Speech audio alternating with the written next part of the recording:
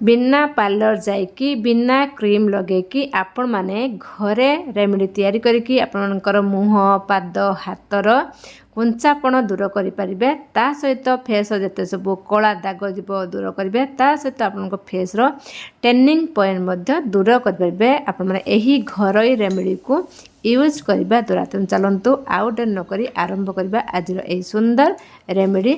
नमस्कार, जय जगन्नाथ। केमिति अच्छा समस्ते मु एमबीजे ब्लॉगर प्रभाती आशा करुँचे ठाकुर दयालु समस्ते भले थे। देखो गोटे बाउल नहीं गोटे मु चामच नहीं आमर बेसन तापर गोटे पिंच मुझे हलदी बेसन आ हलदी को ताको भल भाव में मिक्स कर बहुत सुंदर remedy chemical free remedy. Beauty parlour जावाक पड़ो ना कि कौन सी आपने कॉस्मेटिक यूज करा पड़ो ना।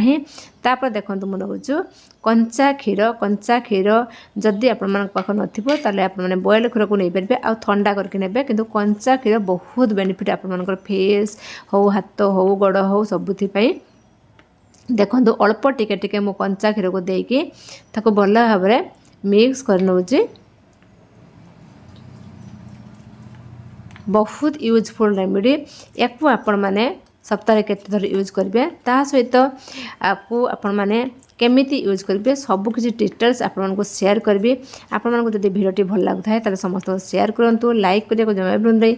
जो मैंने आज मो चैनल नुआ निहाती चैनल को सब्सक्राइब करूँ बेल आइकन दबाई दिंतु जहाँकि मो नुआ भिडियो आपण बहुत जल्दी पहुँची ता सहित कौ एरिया मो भिडियो देखुं मत निहाती कमेंट कर कहले बहुत खुशी लगे बहुत मोटिवेट लगे आहरी नुआ नुआ भिडियो आपण पाखु आने। देखो मु आउ टे कंचा क्षीर देके भल भाव मिक्स करदेली। देखो ये आमर दरकार या टे भल भाव में मिक्स करने मिक्स कर सारापर आपण मैंने लेंबू देवे।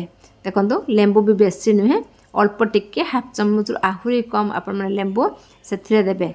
लेंबू देले कौन हम फेस सब मली धूली रिमूव हम ता सहित आम फेस को शाइनिंग ग्लोइंग कर साहय कर सहित आमर हलदी को आम फेस को गरा कर साहय कर सहित कुंचापण दूर कर साहय कर बेसन आम फेस को कुंचापण दूर कर साहय कर लास्ट में दूसरी। देखो फिटकरी को मुझे अलरेडी गुंड कर रखीदे। देखो एतिक टिके मु फिटकरी से पकई नौचु पकई नहीं भल भाव में मिक्स करना। मिक्स कर सारापर आमर फेस पैक रेडी।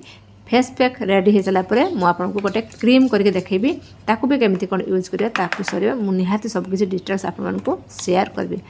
तापर देखो मो क्रीम तैयारी करने गोटे बाउल ले गली। तापर देखो अल्प टिके मु एलोवेरा जेल नेली याकू मु गोटे सप्ताह तैयारी करूँ। आपण चाहिए 15 दिन कि मासे पर्यंत तैयारी करके स्टोर कर रखिपारे। देखो तापर मु देउछु से आमर फिटकरी अल्प टिके फिटकरी ताकू भल भाव में मिक्स कर मिक्स कर सारापर एठी आपण माने नड़िया तेल किंबा घी किंतु मुझे देसी घी नहीं। देसी घीटा बहुत बढ़िया आमर फेस को पूरा सॉफ्ट पूरा शाइनिंग ता सहित फेस को पूरा टाइट कर साहय कर। देखो हाफ चामच मुझे गली देसी घी भल भाव में मिक्स करदेली। ये आराम से आपने गोटे सप्ताह पर्यंत यूज करेंगे। ये बहुत बढ़िया आप फेस वर्क कर। देखो भल भाव में मिक्स करनेली।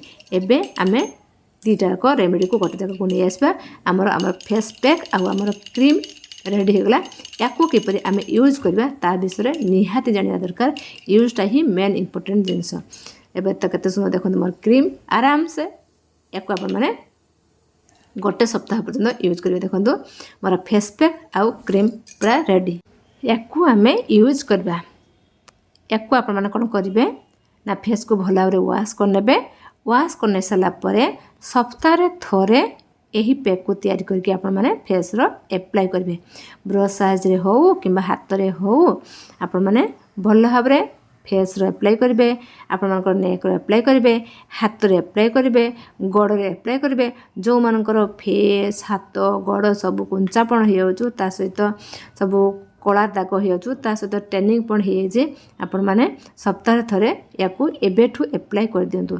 आपन को ब्यूटी पार्लर जावाक पड़ो ना कि कौन सी दामिका प्रोडक्ट बा क्रीम आपण माने यूज करिया को पड़ो ना। पूरा घरोई उपाय आपनकर फेस हाथ गोड़ को आपण माने पूरा टाइट करेंगे ता सहित ट्रेनिंग पॉइंट दूर करेंगे ता सहित जेकोसी दाग फेस दूर करके फेस को पूरा यंग करेंगे। देखो भल भाव एप्लाई करनेली।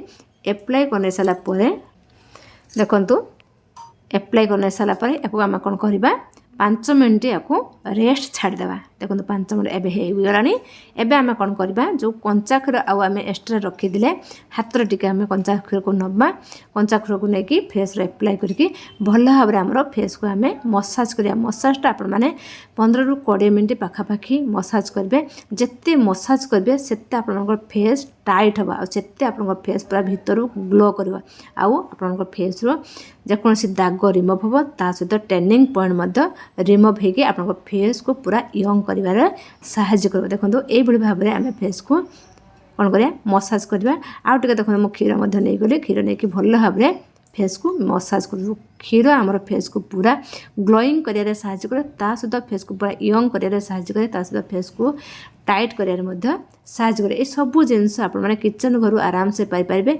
देखले तो एथिरे कौन सी केमिकल मिसा है नहीं बिना केमिकल रे बिना पैसा खर्च रे आपण फेस को यही सब प्रोब्लेम रु 100% दूर करें देखो मोर मसाज करने भितर फेसटा केमिति देखा जाऊँ पूरा फेसटा ग्लोइंग कर